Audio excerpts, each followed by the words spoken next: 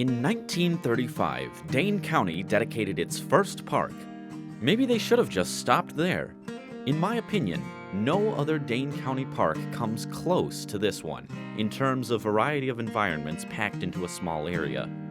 Stewart Lake butts right up to the northern neighborhoods of Mount Horeb, but most of the park is nestled within a deep valley, so it feels wholly separate from the city. If you happened on the park while driving south on Highway JG, you might rightly wonder why it needs such an enormous parking lot.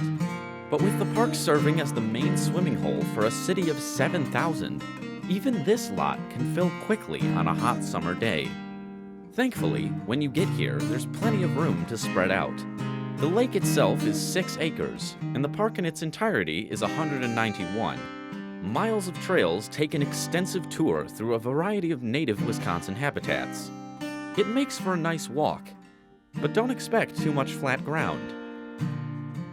If you visit during a time of year that, well, isn't now, you can take advantage of a pretty nice beach. In fact, this is way nicer than that beach I hyped up back in the first episode. I have no idea why I didn't just do this park then. Again, it's kind of the off-season, but if you have reason to reserve a picnic shelter this late into the fall, this is the nicest one in the whole county, and I bet it's not too busy at the moment.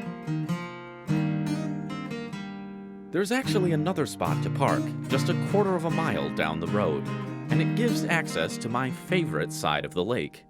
The boat launch and dam don't look like much, but as you look across the earthen embankment, you start to realize how much work actually went into making Stewart Lake a viable park.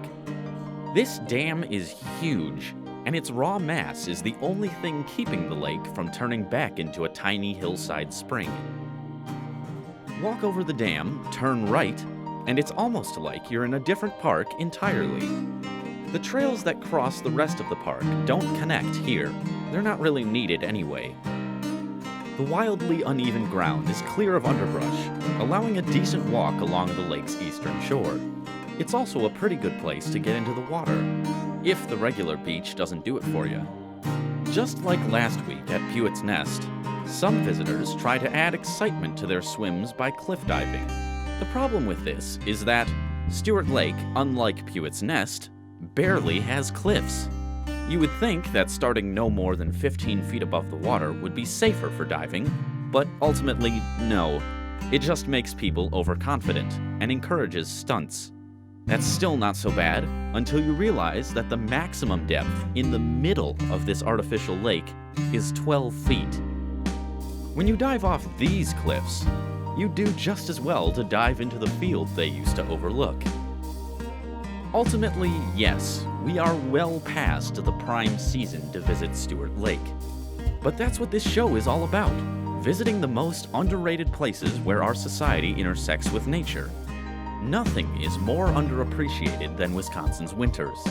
I first visited Stewart Lake during an ice storm in February, so I can say with confidence that this valley is exquisite year-round.